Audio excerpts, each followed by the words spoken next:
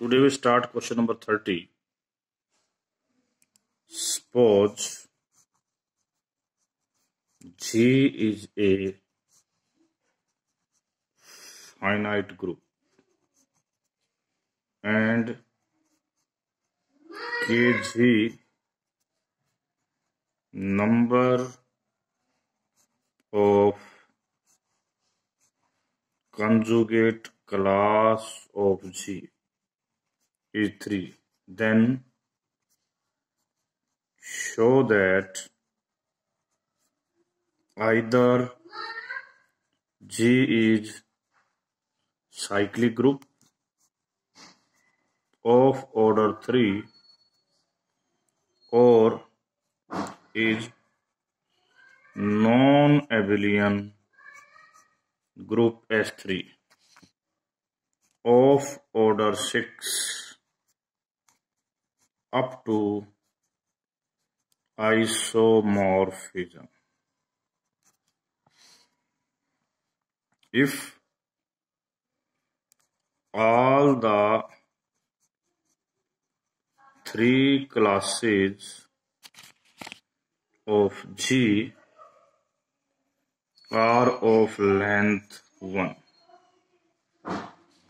यानी कि तीनों की तीनों क्लास लेंथ 1 है, यानी कि 1 + 1 + 1, it means order of G is 3, a group of order 3 must be cyclic, hence G is cyclic. अब हम दूसरे केस में चलते हैं. Suppose G has only one class of length greater than 1, then G must be non-abelian.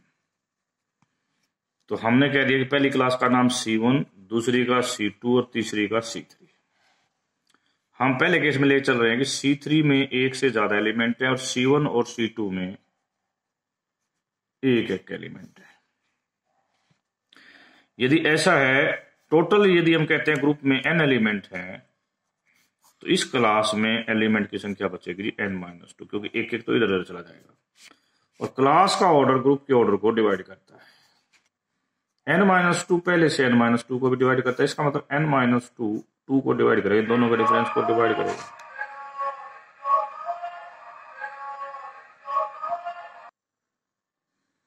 n-2 2 को divide करता है, it means n-2 तो या तो 1 होगा या 2 होगा. यदि n-1 2 है तो n3 और यहां n4. यदि n3 है तो 1 1 वाला केस बनेगा, वो ऑलरेडी डिस्कस हो चुका है. और ये क्या होगा, यदि ग्रुप का ऑर्डर 4 है तो 4 ऑर्डर का ग्रुप ऑलवेज एबिलियन होता है. As a group of order p² must be एबिलियन.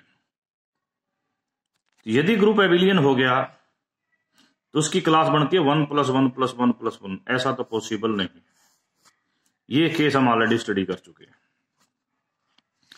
तो इसका मतलब ये चीज पॉसिबल नहीं. इसका मतलब पॉसिबल क्या है, ऑर्डर ऑफ C3 भी greater than 1, order of C2 भी ग्रेटर देन क्लास का भी 1, और ये एक ऑर्डर की तो एक होगी क्लास. इस प्रकार का केस पॉसिबल है. इसका मतलब एक तो क्लियर होगा कि सेंटर में एक एलिमेंट है.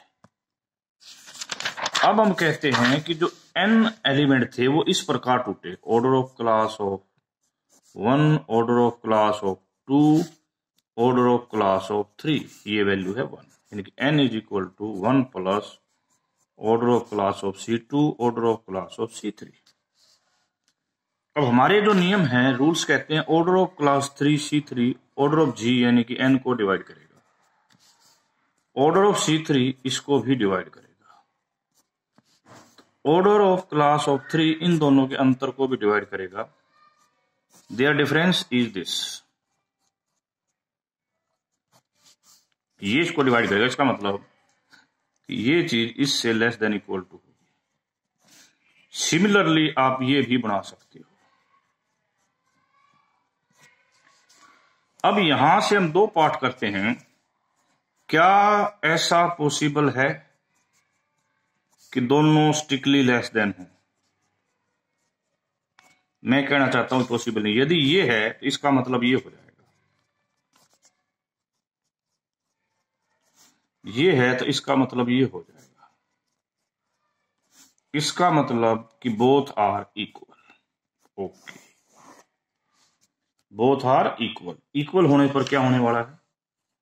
ऑर्डर ऑफ क्लास ऑफ 3 यदि इक्वल होते हैं, मैं ये बात कहां से ली थी आपने? हमने ये बात यहां से ली थी, यहां से, कि ये इसको डिवाइड करेगा।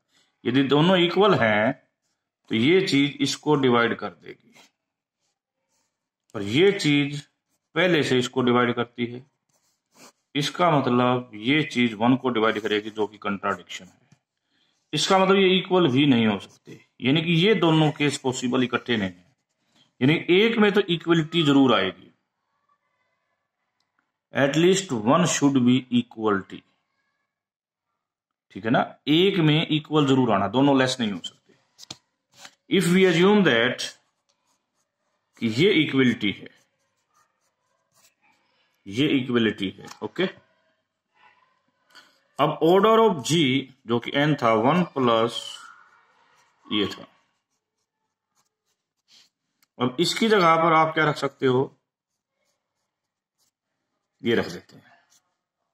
तो n minus twice of order of class 3 is equal to 0।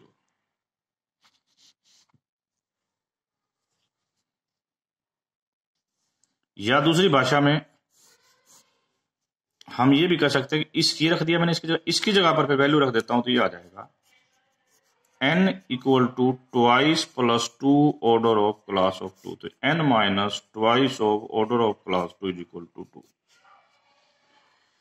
Order of class 2 इसको जरूर डिवाइड करती है, ऑर्डर ऑफ क्लास 2 n को भी डिवाइड करती है। तो ऑर्डर ऑफ क्लास ऑफ 2 इन दोनों के अंतर को भी डिवाइड करती है। इन दोनों का डिफरेंस है 2। ऑर्डर ऑफ क्लास ऑफ 2 को डिवाइड करती है।